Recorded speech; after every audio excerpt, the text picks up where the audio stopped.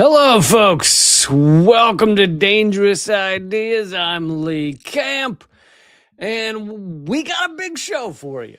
The Western Imperial Alliance seems to be collapsing. You know, no one has done more for Donald, more for the destruction of the Western Empire, of the U.S. empire, than Donald Trump. So, I feel like I've been kind of critical in the past, but now huge fan. Huge fan. He is totally shredding the U.S. empire.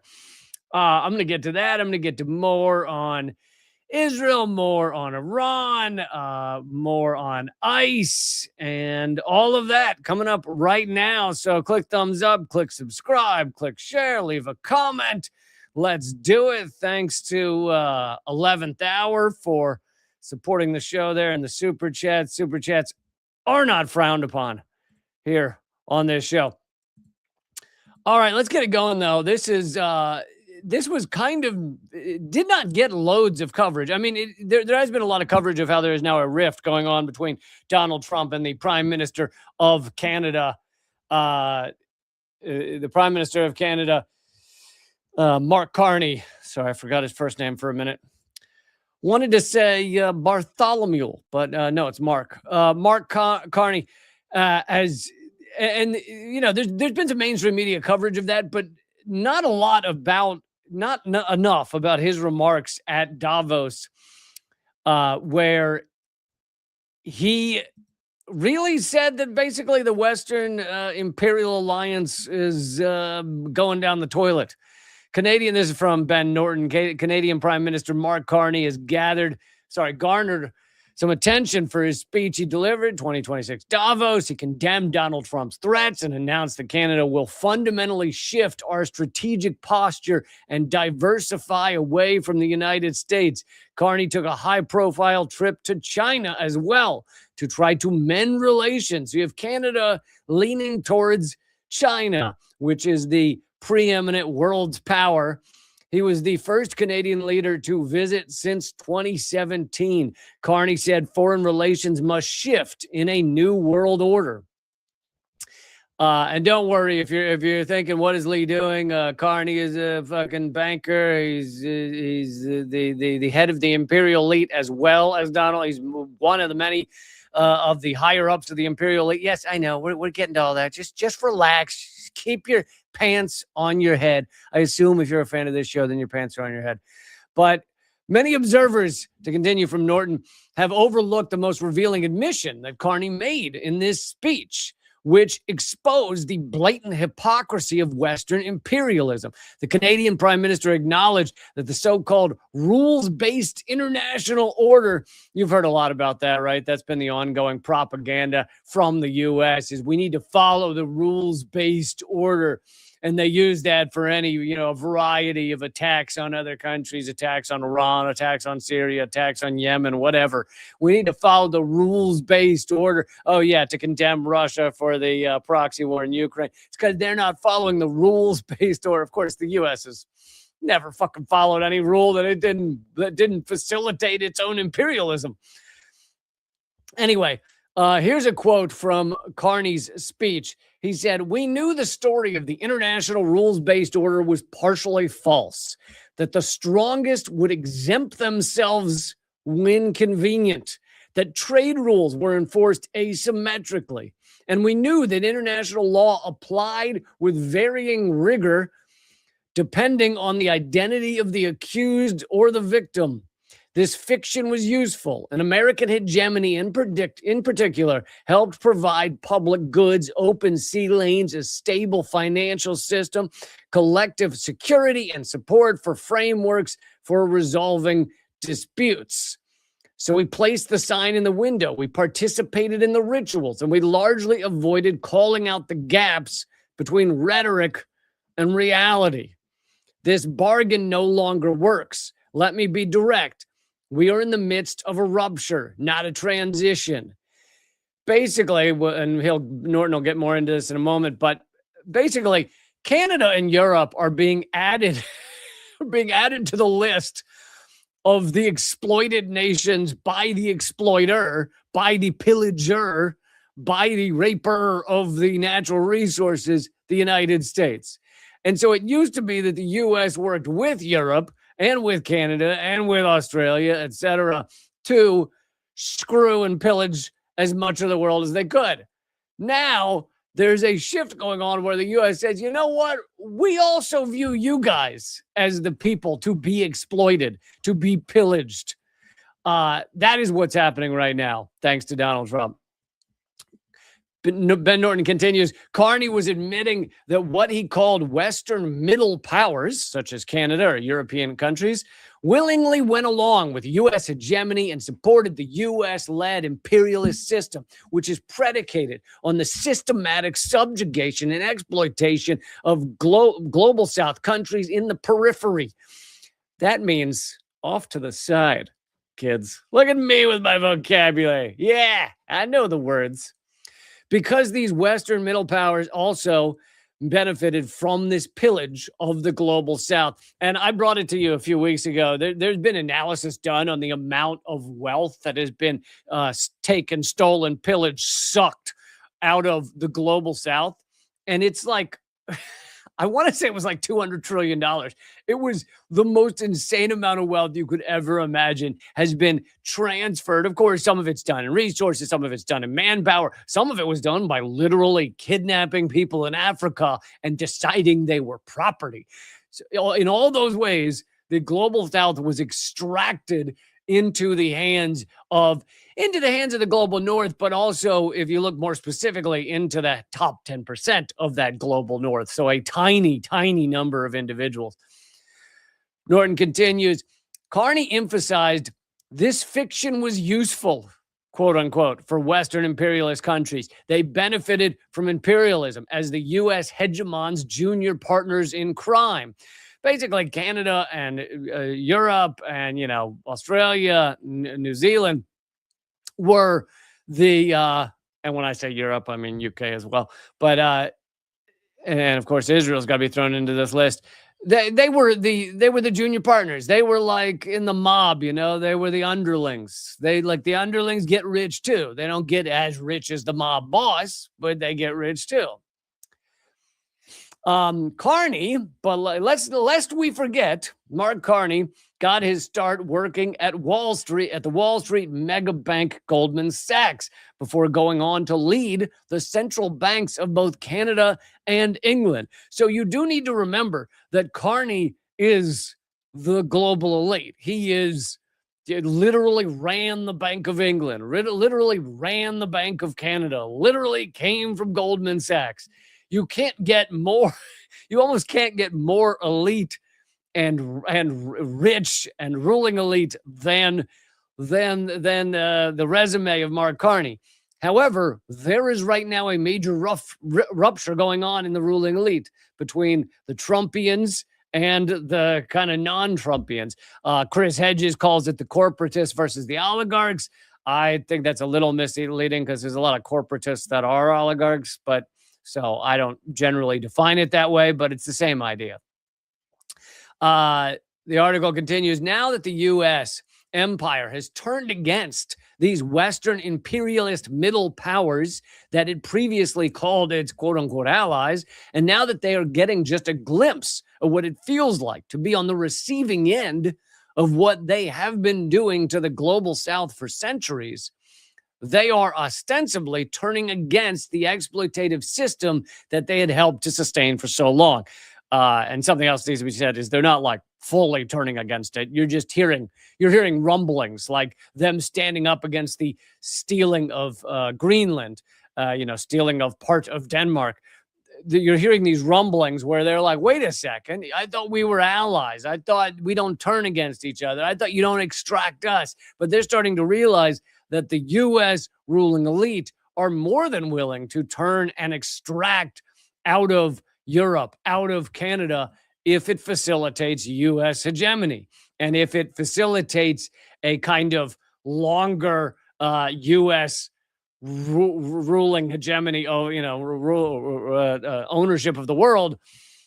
We're watching that end, and I'm going to get more into the collapsing dollar in a moment as well. We're watching U.S. hegemony, U.S. dollar hegemony. They're both waning. They're both collapsing. And you're seeing the U.S. doing whatever it can to try and maintain that control, maintain some of that wealth and that quote unquote privilege. But Ben Norton would like to remind everybody of Canada's history, as if we, how quickly we forget. Canada assisted the genocide of Gaza by sending weapons to Israel. Canada helped NATO wage war on Libya in 2011, destroying its central government. Canada has been a key part of colonial military occupations of Haiti and has supported U.S.-led coups across the global South. Carney himself was governor of the Bank of England in 2019 during the Trump administration's coup attempt in Venezuela, and he illegally froze, i.e. stole, billions of dollars worth of gold belonging to the Venezuelan government. Canada and other Western middle powers, quote unquote, supported the U.S.-led imperialist system as long as it benefited them. They were fine with the U.S.-sponsored colonization of Palestinian land. But Trump's flagrant attempt to colonize Greenland is a bridge too far for them. Now that imperialist system no longer benefits these middle powers, they suddenly pretend to be acting in a principled way. And it really, they would quickly turn back around if it seemed to be in their benefit. But the way Trump is behaving towards them, it is not in their benefit, economically or otherwise, to keep facilitating this world order in this way.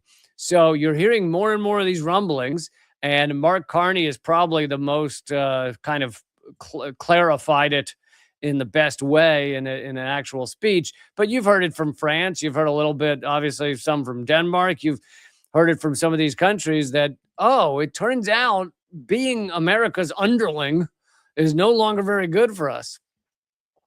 Norton concludes it would be objectively good for the majority of the world population, which is in the global South, if the Western Imperial Alliance broke apart. But it is hard to take Carney's rhetoric about a new world order seriously, given Canada's track record. So we'll see where this goes from here. But this is certainly unprecedented in recent years for the underlings, the vassal states, the lower level mob bosses to even slightly turn against the ruling mob boss of Donald Trump and the United States. But they also see the writing on the wall, I think, that the U.S. is a waning empire, a failing empire, and Donald Trump is making it go faster and faster. And for that, I love the man. I got it. Look, no one's done it better than Donald Trump. Fucking set fire to the U.S. empire. Trump also rescinded Carney's invitation to the Board of Peace at Davos. Trump's Board of Peace that is supposed to take over Gaza. But really, if you look at the charter of the Board of Peace, it doesn't even say the word Gaza. So it's really about replacing the UN with Trump having godlike powers so that he can basically be the head of what he views as the new UN, even after he's no longer president. He kind of wants to see if he can make himself world king, I think, is where this is headed. Anyway, he pulled Carney's invitation to the Board of Peace. And we're just seeing the collapsing of the U.S. empire, the collapsing of Western Imperial Alliance, and it's having impacts on the U.S. dollar. But really, these things are it's one feeding the other, right? As the U.S. dollar declines, the underlings in the Western Imperial Alliance realize they're the rats that realize they got to get the hell off the ship in some regard. But also it goes the reverse, right? The U.S. dollar starts failing or continues to fail, continues to go downward because people are realizing the U.S. is less powerful. Their allies, the U.S. allies, are backing away. I want to start, speaking of how I'm now a huge Donald Trump fan because he's setting fire to the U.S. empire, I want to start a rumor, a talking point that secretly Trump is like an awesome leftist who knew in order to really set fire to the U.S. empire, in order to just shred all our alliances, he needed to pretend to be a right-wing fascist. And that's what's really going on here. I want to see how many MAGA people we can get to believe that. I want to see if we can get QAnon in on this. Come on, QAnon. You know it. Trump is a leftist plant to shred the U.S. empire, and it is going great. I've never seen it go better. But as I was saying, this story is from, is this today? Yeah, literally today. U.S. dollar sinks to its lowest level in 4 years. This is from The Guardian. The U.S. dollar has fallen to its lowest level in 4 years after Donald Trump brushed off concerns over the currency's fall, sending investors fleeing to traditional That's actually how it's spelled. I know you guys listen to the podcast can't see this, but it has sent people fleeing to. There's a lot of G's in it. I don't know. I think I'm pronouncing it right. It's 6 H's, 7 G's, a couple of Q's.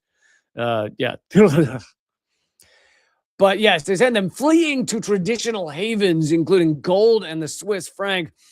The dollar dropped by 1.3%, then slipped by a further 0.2%. And Trump said, I think it's great.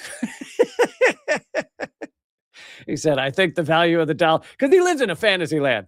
He lives in a wonderful fantasy land where whatever's going on in his dementia-addled brain is just like reality. So he thinks it's great. He thinks everything's awesome. Here is a chart of the dollar going down. Now, it has not reached the low levels that it was in 2021, but it's getting there. It's getting close. And in terms of this, and you know, I'm not going to go through it all, but you guys know about BRICS. You know the world is de-dollarizing. You know about the petrodollar and obviously as fewer and fewer countries pump all their oil in dollars, it is decreasing the power of the U.S. dollar. It's part of the reason Trump kidnapped Maduro and is trying to take over the Venezuelan oil, is to have all that oil pumped in dollars, which will then prop up the petrodollar, which then makes the U.S. dollar as the global reserve currency a more solid position. But we're seeing, you know, China is now the world's biggest economy, and we're seeing the de-dollarization of the world, but it is a slow process. And just today, Peter Schiff, who's a well-known Wall Street investor and big financial player, he was on Fox News saying that the dollar is collapsing. And Afshin Rattansi, who hosts Going Underground, I've had him on this show as well. He had on Peter Schiff a couple of years ago. This is during the Biden administration, but not long ago. And he asked an interesting question, and I want to hear some of this about why de-dollarization is taking a while, why BRICS isn't ascending quicker. Peter, you were talking about why the policies of the Biden administration have damaged the faith in the dollar. I suppose to that, I should ask you why it's been so slow. I mean, some could criticize the BRICS agreements about not acting faster in a time when the United States was trying to sanction so much of the world. Why does it take so long for China to unwind its bond investments? And why does it take so long for other countries to unwind it? And is that because actually the dollar is still pretty useful, even in the short to medium term? Yeah, I mean, the dollar is still being used to settle a lot of global transactions. So I'm sure the Chinese are using the dollar, but they are gradually weaning themselves off of the dollar. That's why, if you look at their holdings of U.S. Treasuries, they've actually gone down a bit over the years. But not much. Despite the fact that they've issued a tremendous... Not that much, despite the rhetoric. Yeah, but... Right. But if you look at all the new treasuries that we've issued over the years, the fact that the Chinese haven't bought any of them is a big deal, because they used to be a main buyer of these assets. And so instead of buying more treasuries, they've bought more gold and who knows what else. So if you look at U.S. dollar debt as a percentage of all the reserves that the Chinese own, the treasuries are a much smaller percentage of their total reserves than they once were, especially if you consider the appreciation of gold right? So obviously they're buying gold, and the gold that they own is a lot more valuable than it was. But I would guess that the reason that they're not moving more dramatically is because they probably don't want to cause a crash, like the dollar to implode, the treasury market to implode, because they are trying to sell.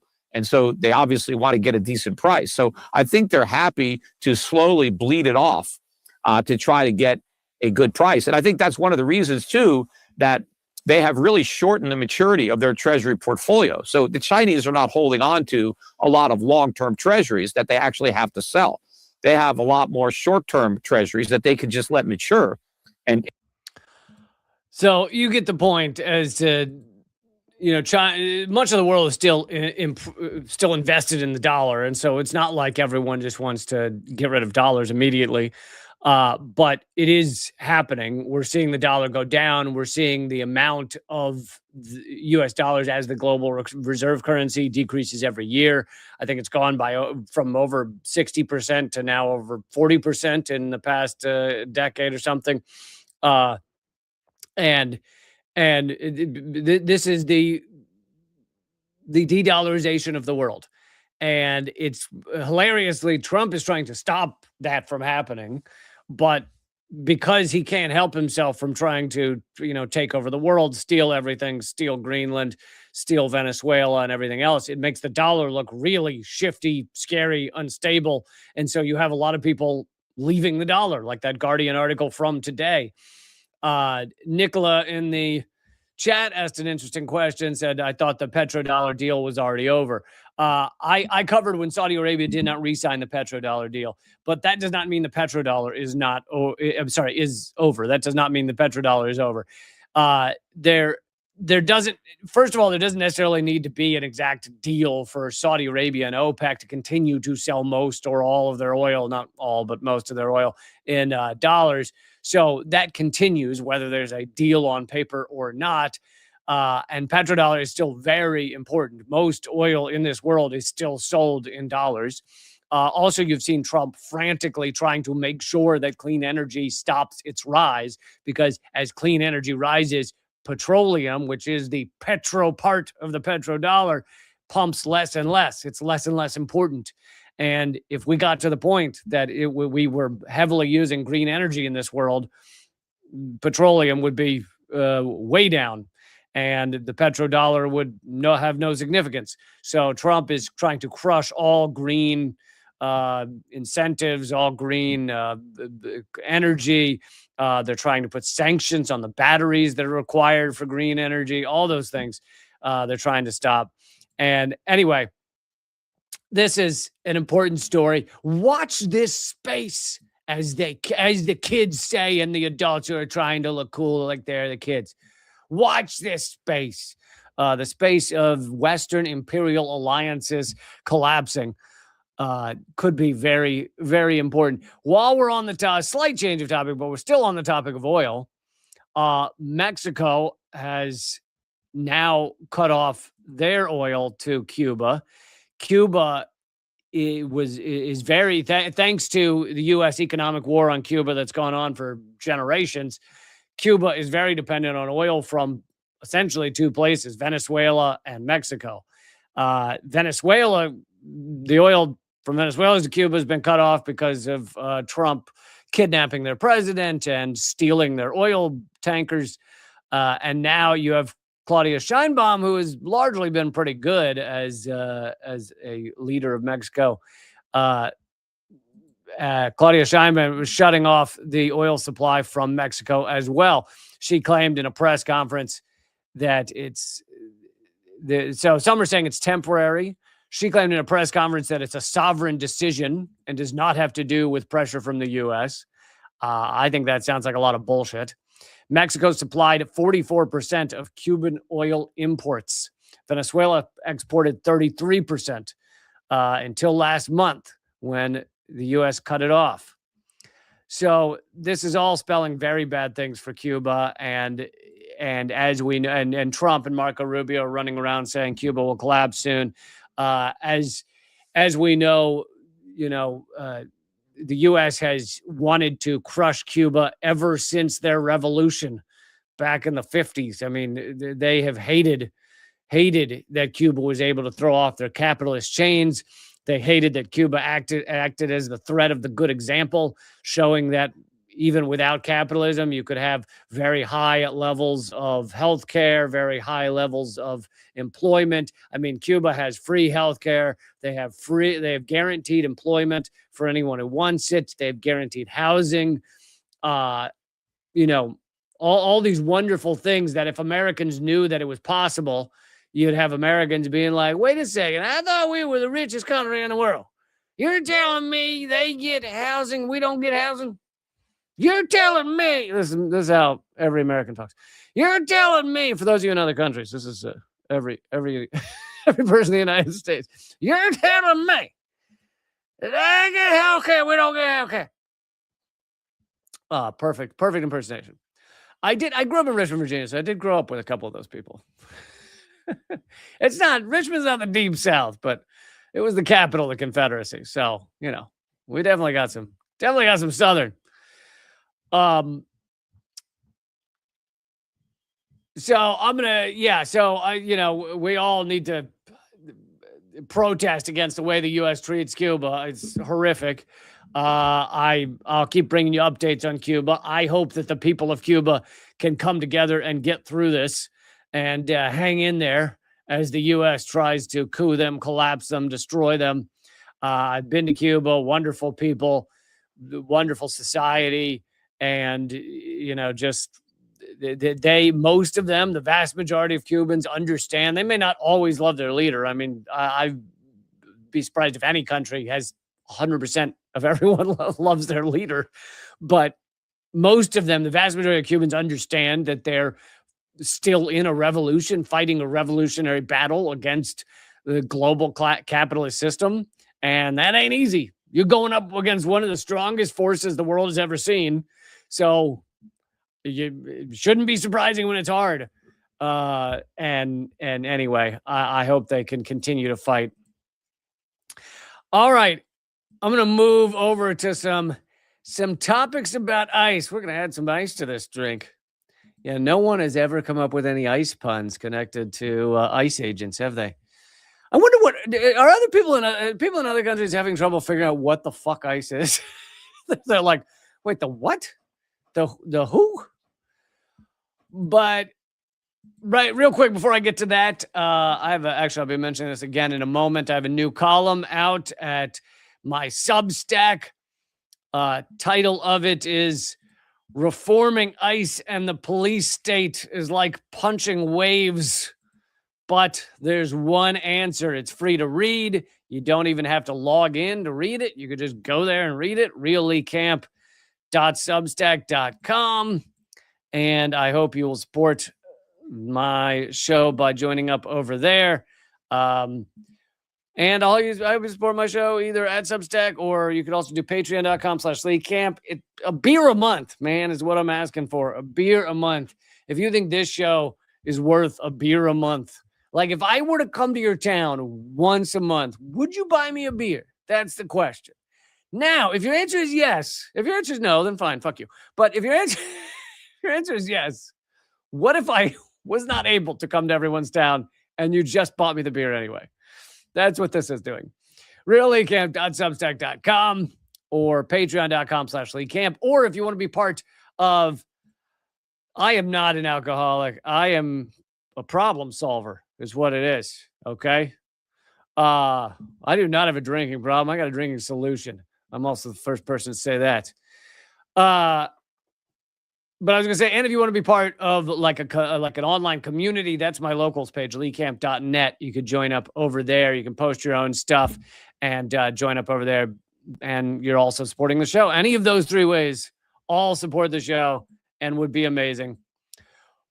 But before I get to that, let's just show this video of ICE agents trying to break into the Ecuadorian consulate in Minneapolis, which is, consulates and embassies are sovereign land of that country. The U.S. government is not supposed to be able to enter these facilities.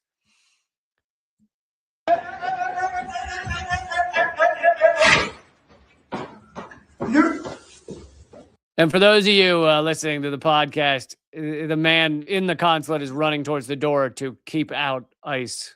This is the customer right there. Relax. Okay, relax. I get into it.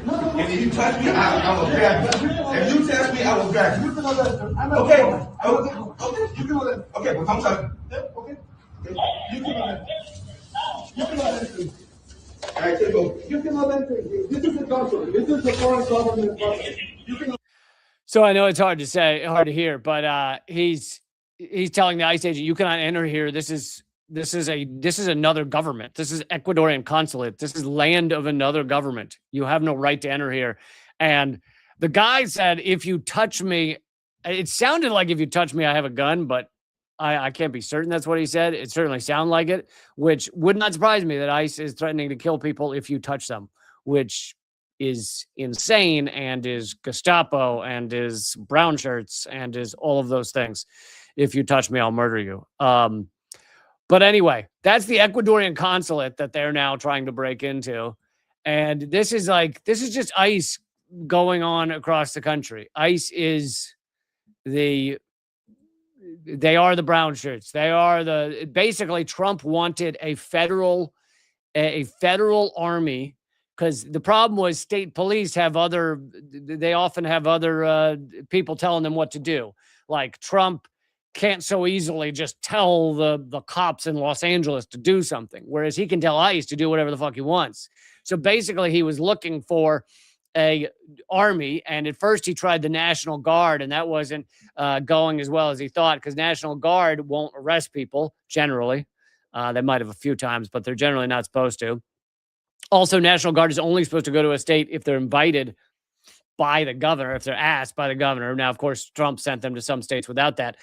But with ICE, he can do whatever he wants with them. He can send them as his personal army, which is what's been happening across this country. And so I've talked, we've covered ICE plenty in the past couple weeks, but I haven't really covered the corporations that are making ICE possible, making it possible for ICE agents to destroy your rights, arrest people, black bag people, present fascism across this country. So there's a great chart of the corporations that are kind of most involved in the ICE deportation industrial complex. And I really think we need to start talking about it beyond just deportation, because a lot of what ICE is doing is not just deportation, right? They killed Renee Good, they killed Alex Preddy, and neither of them were being deported. So a lot of what ICE is doing is not just deportation. But here's the chart. For those of you listening to the podcast, at the top, you got Jeff Bezos, Amazon Web Services, ICE and its parent agency, the Department of Homeland Security, rely heavily on AWS, Amazon, to provide cloud storage that allows for their processing. Jeff Bezos has also donated, not only has he donated a lot to Trump and to Trump's inauguration, they donated $1 million, but some of those tech bros like Zuckerberg and stuff threw in $1 million to his inauguration to kiss. It was basically a kissing of the ring. It was a kissing of the ring, licking of the ass. And they all did that. All those tech bros, the Altmans, Elon Musk, of course, but all the others. However, Bezos, along with Musk and Peter Thiel and some others, have gone above and beyond. Bezos is the funder and producer of the new Melania documentary. Amazon spent, it was at $45 or $75 million or something on the Melania documentary. So Amazon and Bezos are helping to create the propaganda around Trump in order to facilitate his regime. So Bezos is not he's not just a here's your $1 million, don't break up our company kind of guy. He's a all-in kind of guy for Trump. Then you got Peter Thiel and Palantir.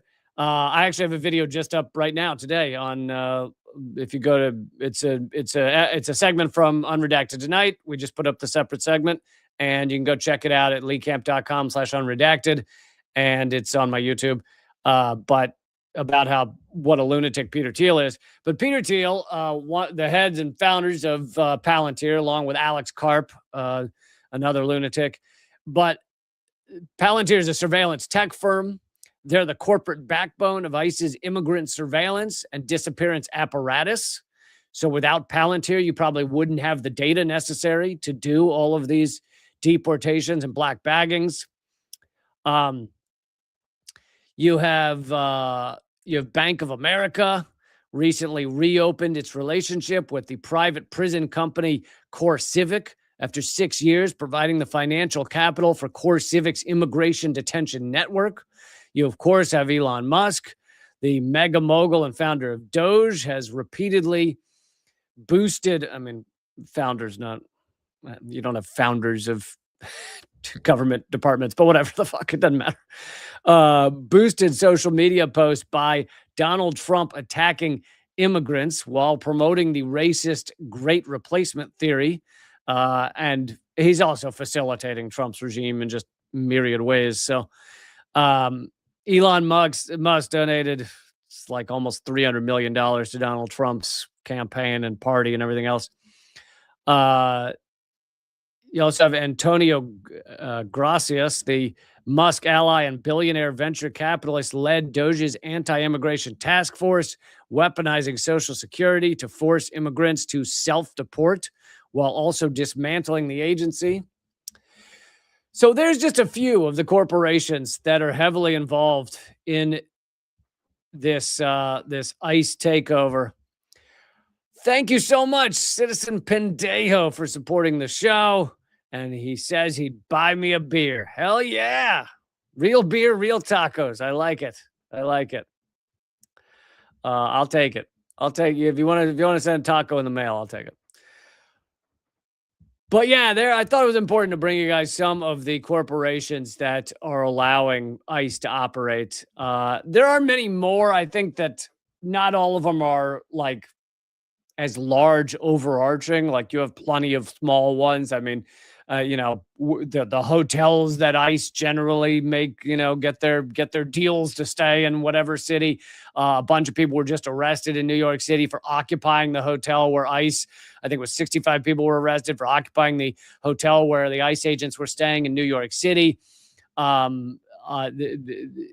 assume there's hotel chains that have deals with ICE. Like there are smaller ones, but these are some of the biggest ones. And good for those people occupying the hotel in New York City, because it's like, they end up getting arrested. I don't think they should be arrested because standing in a hotel lobby should not be illegal. And those type of, I've always said the type of protests that matter are the ones that interrupt business as usual, that slow things down. Well, if the ICE agents are having trouble sleeping, if they're having trouble getting out of their hotel because they don't want to walk through that mob of people that hates them, if they're having trouble getting back to their hotel, all those things, perfect, great, make their lives more difficult, and it's a form of civil disobedience. I think that's the way it should be. So that's all I'll do on ICE right now. But like I said, I also have a Substack column on a similar topic. It's not the same stuff, so you should go check it out because you'll get new information over there. Titled "Reforming ICE in the Police State is like punching waves, but there is one answer," and I think you'll enjoy it. Go check it out. Go share it, even if you hate it. Even if you get over there and you're like, "Fuck, this is shit." Share it anyway, okay? Because you know what? Share it with your enemies. How about that? If you like it, share it with your friends. If you hate it, and it's the worst thing you've ever read, send it to everyone you hate. Because then some of them are going to accidentally read it, and then that terribleness will be in their heads.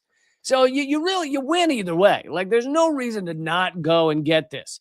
Either as something important you're sharing with your friends and family, or as something unimportant that you're infecting your enemies with. Either way, you win. You see how that works? That's at realleaguehim.substack.com. I think I did a pretty good job of selling that why everyone needs to go do that. You don't even have to, by the way, you can subscribe for free, but you don't even have to log in to go read that over there. I would love for you to buy me a beer. Did I mention that? Join up for $8 a month. But let's keep going here. I want to switch angles to surveillance of all of us. Have you ever noticed that you talk about something one day and then you get an ad for it on your phone, on your Facebook, on your Instagram, on your whatever? You see an ad for the thing that you didn't type in anywhere, you didn't email, you just happen to be talking about it in your living room. Has that ever happened to you? And you feel paranoid by, like you have a conversation with someone about how Uggs are ugly. And no, for everybody who's had Uggs out there, I still love you. Okay. I still love you. I mean, it is in the word. Like it is, it's like right there. It's Uggs are ugly. But, you ever had a conversation about Uggs and the next day you literally see an ad for Uggs and you've never seen an ad for Uggs in your life or recently? And you're like, what? Why? Like, are they really listening to us? And then you sound crazy because you start telling your friends, you're like, it's giving me ads for the things I talked about. Is my phone really listening to like our conversations? Well, and you probably sounded crazy and you probably had friends who thought you were crazy. You probably had those friends and family who were like, dude, you need to take a warm bath and just like chill out, eat a banana or some warm milk or whatever the comfort food is. Some fried okra. I don't know. I'm just listing foods. And they think you're loony. But Google has now paid out $68 million to settle claims that, guess what? It was spying on you to give you ads. This is not a theory now. Google agreed to pay $68 million to settle claims its voice assistant illegally spied on users to, among other things, serve them advertisements. And this is when you were talking around your phone or around your laptop without saying, "Hey Google," or whatever the expression is that's supposed to activate the voice activate. Hey Gemini, I don't know what it is, but hey Alexa, hey Siri. This is without saying any of those things. It was listening to you. Google did not admit wrongdoing because that was part of the deal. They were like, we'll pay $68 million as long as we don't have to say we did it. But they had a settlement of a class action case, which accused the firm of unlawful and intentional interception and recording of individuals' confidential communications without their consent and subsequent unauthorized disclosure of those communications to third parties. The suit further claimed that information gleaned from these recordings was wrongly transmitted to third parties for targeted advertising and for other purposes. And they are not the first. In 2021, and I think I covered this back when it happened, Apple agreed to pay $95 million to settle claims its voice assistant, Siri, had recorded their conversations without a prompt from users. Now, I will say there is supposedly a way to turn these things off. I have never used, I have an iPhone, unfortunately, but I have never used Siri. But you have to go through many steps to try to not just have Siri off, but have Siri not listening to everything you're saying. And I have gone through all those steps and still occasionally see an ad where I'm like, I literally was just talking about that. But I know that when it comes to, a lot of people don't understand how insidious consumerism is, advertising, the manipulation of advertising is. So some people just view it as funny. Like, I talked about mac and cheese yesterday, and here's a recipe for a mac and cheese that it's promoting to me. They just find it funny.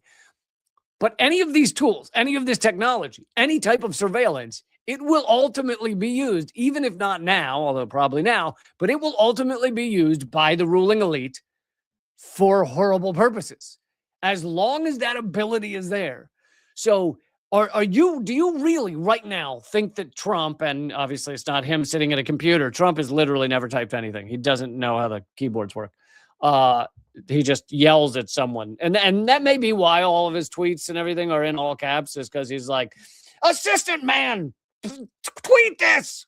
And so the guy's like, all caps. But anyway, Trump and all of his minions, do you really believe that they would never use this capability of listening to you through your phone to collect hordes of data about what you're talking about, and one day have the ability and the algorithm and the AI and everything else to crunch all that data and literally find out who is saying things that could mean that they potentially will be a protester or an activist or something like that. And I don't mean people actively planning things. I don't mean people sitting there being like, all right, here's what we're going to do. See, we're going to put on helmets. We're going to get the bear mace and we're going to take the Capitol.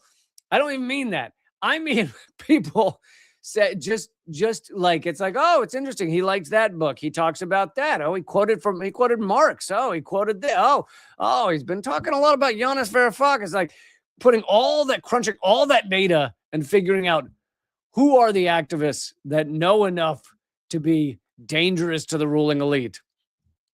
I don't think we're very far from that at all. I'd be surprised if people think we're that far away from that, then I would love to live in your blissful naivete. Speaking of our media and the control of said media, control of the platforms, quasi moving on. Although I've had pretty good segues, pretty solid segues. That's the thing. If your segues are nice, then you don't even know you've moved on to a new topic. You just slide into it. You just slide into it. Like it's like a slip and slide. You don't even realize that you're 3 yards down. Slip and slide ended. Then you went through one guy's yard because it was just kind of muddy. And then you ended up running into the porch of the third yard. Like if you have the segues properly, you don't even notice that you went that far. Chase, I think, is the name in the chat, is asking if I mentioned that Michael Parenti died. Yes, we talked about that for a while on the last live stream. That is sad. Although he was 92, so I feel like if you're 92 and you want to go, people should let you go. Like, I do feel that. But D Nord has thrown me 2 beers. Well, to $10 beers. That's kind of a little nicer. I was just looking for $8 beers, but 2 $10 beers ain't bad. Thank you, D Nord. And Citizen Pendeo threw in some more. Thank you. Really appreciate you guys supporting the show. But what I was getting to, now that I've ruined my segue, now that I fucked up the slip and slide and you careened into a wall, speaking of the platforms, with TikTok has now been taken over, right? It is being heavily censored. Now, here's the thing. Some people were really afraid of this day. TikTok's being taken over. I was banned from TikTok 2 years ago. Let me do the calculations. 2 years ago, over 2 years ago, after only using it for about 2 months. And I was talking a lot about Gaza, right? The Gaza genocide had just started happening, the one after October 7th. The fast-forwarded genocide had just started happening. So I was talking a lot about that. And I was banned quickly for talking about Gaza. So to me, TikTok has been, and that was under Biden. To me, TikTok has been censored for a while. Other people are like shocked that TikTok is now being censored. But that being said, here is the TikTok's new CEO admitting to just how heavily they are censoring any criticism of Israel or those who support the genocide. They're censoring the criticism of those who support the genocide. We made a change to designate the use of the term Zionist as a proxy for a protected attribute as hate speech. So if somebody were to use Zionist, of course you can use it in the sense of you're a proud Zionist. But if you're using it in the context of degrading somebody, calling somebody a Zionist as a dirty name, then that gets designated as hate speech. Did you catch that? Just criticizing someone for being a Zionist is hate speech on TikTok. Zionist, for those of you who need it clarified yet again, means the support of Israel and the support of Israel's policies, which are genocidal, which are apartheid state, which are an ethno state, all of those things, which are ethnic cleansing. Criticizing that ideology is now considered hate speech on TikTok. Like you cannot criticize genocide on TikTok. Also, for those of you who need a reminder, Zionist does not equal Jewish. I am Jewish. I am anti-Zionist. Zionist. There are millions of Christian Zionists across America and around the world. There are more Christian Zionists in the United States than there are Jews in the world. It is not. Israel wants you to conflate it with Judaism, but it does not mean Judaism. And it is useful to minimize, crush, censor, and ban those who criticize Israel. And here he is admitting that that's exactly what they now do on TikTok. And it is one of the few ideologies where they call it hate speech, right? You if you criticize someone for being a capitalist, like if you were to use capitalist as an insult slang, they argue for, corporations help us have a wonderful life, and you just yelled at them, screw you, capitalist. That's not considered hate speech. But if you said the same about a Zionist, that is interesting. If you were to say the same about Marxist or communist or any ist, it doesn't count as hate speech except for Zionist. To be moderated against. Over the course of 2024, we tripled the amount of accounts that we were banning for hateful activity. We also have, I think, over 24 Jewish organizations that are constantly feeding us intelligence and information when they spot violative trends.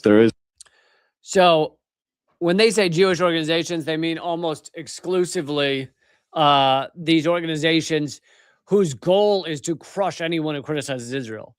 And it really is disgusting to say those are just Jewish organizations. No, those are pro-Israel, pro-genocide organizations. And we should be really clear about that. There are plenty of Jewish organizations that are not running around saying this genocide is wonderful. And those are the ones that need supporting. But instead, he's saying TikTok has these pro-genocide groups that are informing them, that are ratting out anyone who dare criticize Israel. They spot violative trends. There is no finish line. There's no finish line to moderating hate speech, identifying hateful trends, trying to keep the platform safe. There's no such thing as an end game. Try to keep the platform safe for genocide. Safe for pro-genocide. I mean, it really is. It's the most inverted moral universe you can fucking fathom. We now live in a place where you can openly get on a stage and talk about how not only do you support genocide, but you are making the world safe for those who commit genocide. And that is fine. And that is supported. And that is funded. And that is the richest and the richest ruling elite are parts of that group. Really remarkably repulsive stuff. Just so sickening. And it also does, I mean, to give you the slight positive of this, it reeks of desperation. If you are needing to play whack-a-mole against anyone online who dare criticizes your genocide, then you're kind of in a bad place. You kind of have the only reason you'd have to do that is if you are losing the propaganda game. If what you're selling is easy to like, easy to get behind, and is morally justifiable, then you don't need to whack everyone who dares criticize it, because they're up against a brick wall. They've got to tell you to appreciate something that's immoral and disgusting and repulsive. But if you're trying to defend the wrong, the disgusting, the revolting, the immoral, the unethical, then that is when you have to create these devices, these systems to shut down anyone who criticizes you and those horrific beliefs that you have. On that same topic, guys know that Barry Weiss took over at CBS News. She is a genocide lover. She's actually literally gotten Palestinian journalists or poets or academics killed. Because this is prior to becoming head of CBS News. She has called them out online, which Israel, after she did that, Israel then bombed at least one of their houses, killing that person. I'm sorry, I forget the name at the moment, but and he literally had said before he was assassinated, "If I die, I blame Barry Weiss." So she is now the head of CBS News, and big shocker, she has just announced the new hiring list, and it is full of Zionists. This is from the Substack of the dissident. It's called the307.substack.com, and you can go read the full list there. But, first hire by CBS News was Elliot Ackerman, a veteran of the Marine Corps and CIA Special Operations. And he is a hardline Zionist. Another contributor announced to CBS News is Masih Ali-Anjad, an Iranian journalist in exile and U.S. government asset pushing for war with Iran. So anyway, it's a long list, but you can go check it out of all the Zionists and pro-genociders that Barry Weiss has hired at CBS News. Barry Weiss's goal with the new CBS contributors is clear: to hire Zionists pushing for American backing of Israel and an American war with Iran in order to use the once respected news outlet to manufacture consent for Israel's foreign policy goals. One more story here on Israel before I wrap this up for the day. I will join you tomorrow for Unredacted Tonight. For those of you who don't know, there's a new Unredacted Tonight every Thursday at 7 p.m. Eastern, but obviously you can watch it anytime after that. So new episode tomorrow night, and then I will join you Friday for another live stream, 3 p.m. Eastern, noon Pacific, but you can watch that anytime as well.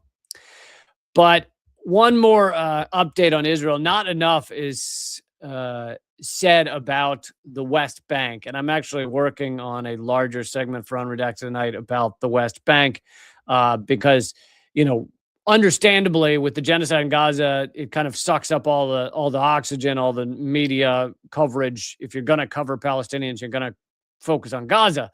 But when the West Bank is being stolen heavily and quickly by Israel, here's from Al Jazeera. Last year, more than 37,000 Palestinians were displaced over the course of 2025. That's in the West Bank, mostly due to operations carried out in refugee camps. Across the northern governance of the West Bank, OCHA also reports that over 1,800 attacks by Israeli settlers against Palestinians have happened. They caused casualties, damage, or both in 2025. 1,800 attacks. The UN spokesperson further noted that this was the highest annual figure on record by the UN and marks the 9th consecutive annual increase. And for me, I knew that Israeli quote unquote settlers, and I think that is I don't think anyone who understands the issue should call them settlers. We haven't agreed upon a separate term, so we need to come up with one, but it should be land pillagers, land thieves, something like that, because settlers sounds almost positive. It sounds like a little Amish family out in the woods, doesn't it? The settlers arrived and they settled things. Settling sounds nice. Oh, things were rough, but then we settled it. So no, these are land thieves. And in the West Bank, it was tough for me to understand. I knew that quote unquote settlers were taking more land in the West Bank, but when you hear that, you kind of think like, I guess the land wasn't occupied. Like if someone lives there, how do you just walk in and steal it? You can't, right? But that's our misunderstanding of what it looks like on the ground and what is going on over there. These land thieves, they come in and they make life a living hell for the people living there, for the Palestinians living in the West Bank. Mainly in the rural areas of the West Bank is where it's easiest to do this type of thing. A lot of the Palestinians have like sheep. I don't know why I added an S there. Have sheep. They have, various animals that need to graze, and they can't let their animals graze because these land thieves will claim the animals were on their property. They'll kill them. They'll steal them. They'll call the IDF in and claim, oh, that sheep was on my property. So, that takes away part of their income, part of the way these people are making a living. That's just one thing they do. They will go in the night and destroy olive trees, which can live 1,000 years. So you destroy all the olive trees, then the land becomes less useful for a living, to make a living, to survive. They'll go in and just bring their dogs in to bark and scream and everything. And sometimes they'll literally set houses on fire. So there are the more active moments where they will come in with guns or set buildings on fire or whatever. And these Palestinians who very much want to remain on their land, they've lived in these places for some of them hundreds of years, but even the ones who got there more recently have lived there for 100 years. I mean, they've been there a long time on this land. They had generations of history there. They don't want to leave the place that is their family, that is everything to them. But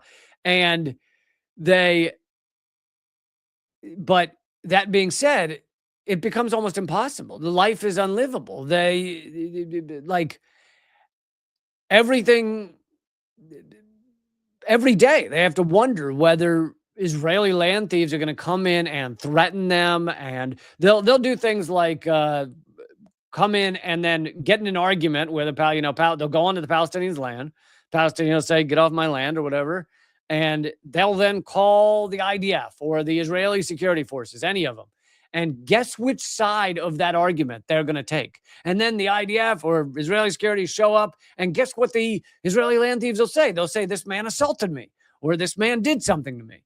And all of a sudden, that Palestinian who was just saying, "Get off my land," is now accused of assaulting an Israeli.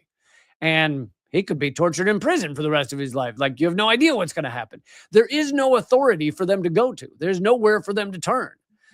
So you can't blame them for their lives are made a living hell, and eventually they leave. And so that is how you have Israel slowly by relative terms, but in many ways very quickly, taking over the West Bank. They keep moving.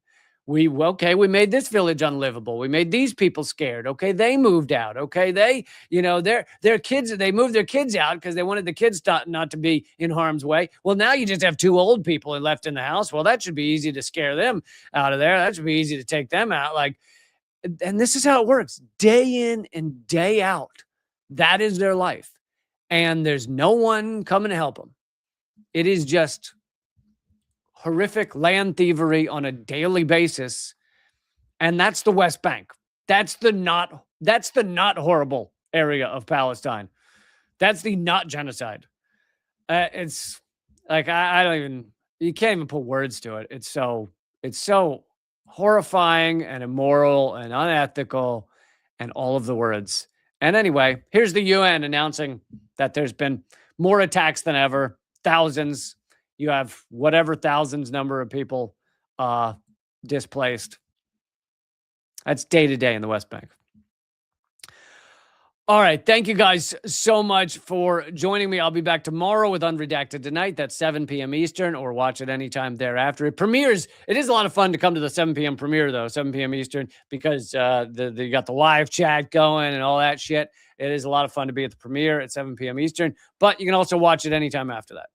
And I will see you Friday, 3 p.m. Eastern, for another episode. These are all podcasts, too. If you got a car ride coming up, you can click play on just the audio version. That's Moment of Clarity on most platforms, except it's called The Lee Camp Show on Spotify because they banned me. And then I also have my other podcast, Common Censored and Government Secrets. All right. I will see you tomorrow for Unredacted. Keep fighting.